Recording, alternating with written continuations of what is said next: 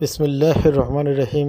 রংপুর জেলার গঙ্গাছড়া উপজেলার গজঘণ্টা ইউনিয়নের রাজবল্লভ কেন্দ্রীয় জামে মসজিদের ইতিহাস উইকিপিডিয়া প্রকাশ করা হয়েছে। উইকিপিডিয়ার বহেস রাজবল্লভ কেন্দ্রীয় জামে মসজিদ প্রকাশ করেছেন উইকিপিডিয়া। মসজিদটির ইতিহাস। মসজিদটি আনুমানিক 1300 সালে নির্মিত হয়। 1100 বছর পূর্বে তৎকালীন সুফি সাধক মুন্সি জিনাতুল্লাহ পীর সাহেবের পিতামহ ভারত থেকে অত্র এলাকায় আগমন করে ইসলাম প্রচার শুরু করেন।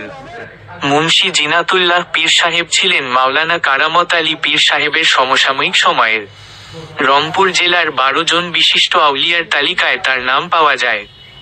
তৎকালীন সময়ের মসজিদটি কয়েকটি গ্রামের প্রধান মসজিদ ছিল, তাই আজ পর্যন্ত সকলে মসজিদটিকে বড় মসজিদ নামে চিনে এবং ওই বংশের বংশধরগণ কয়েক প্রজন্ম ধরে ওই মসজিদের খতিব এবং হাবু 57 জামাআত ঈদগাহের খতিব ছিলেন। মসজিদটিতে মুসল্লির চাপে মসজিদটির প্রাচীন অংশ ভেঙে নতুন করে মসজিদ নির্মাণ করা হয়েছে। সেই বংশের সর্বশেষ খতিব মরহুম মোস্তাফিজুর রহমান পীর সাহেব রাজবল্লভ কেন্দ্রীয় জামে মসজিদ ও হাবু 57 জামাত ঈদগাহের খতিব ছিলেন। মসজিদ নিয়ে যে সমস্ত জনশ্রুতি শোনা যায় তার মধ্যে পীর সাহেব কলাপাতার উপর ভর করে তিস্তা নদী পাড়ি দিয়ে এই এলাকায় এসে ইসলাম প্রচার করেন এবং মসজিদ নির্মাণ করেন। কোন পুকুরে মাছ না থাকলেও উনি কাউকে মাছ ধরার নির্দেশ দিলে বড় বড় মাছ পাওয়া যেত।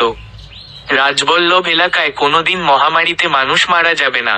রাজবল্লভ এলাকায় কোনোদিন সঠিক গাছ খুঁজে পাওয়া যাবে না বা জন্মাবে না, যা সত্যিই বর্তমানেও কোন সঠিক গাছ খুঁজে পাওয়া যায় না এবং সত্যিই রাজবল্লভের কেউ মহামারীতে আজ পর্যন্ত মারা যান নাই।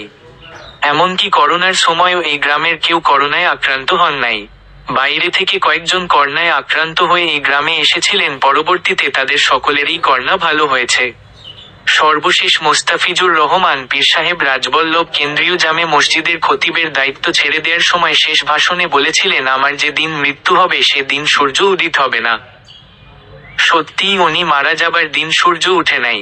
সে দিনটা ছিল ঈদুল ফিতরের দিন, কুয়াশায় সূর্য দেখা যায় নাই। তার আর একটি অলৌকিকতা হচ্ছে উনি যতদিন বেঁচে ছিলেন হাবু 57 জামাআত ঈদগাহে কোন ইমাম সঠিকভাবে ঈদের নামাজের ইমামতি করতে পারেন নাই। ঈদের নামাজ 6 তাকবীর হলেও ইমামগণ তাকবীরে ভুল করেছিলেন 7টা ও 5টা তাকবীর দিতেন, 6 তাকবীর দিতে ভুলে যেতেন।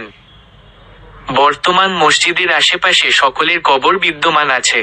প্রতিনিয়ত কেউ না কেউ কবরগুলি জিয়ারত করেন।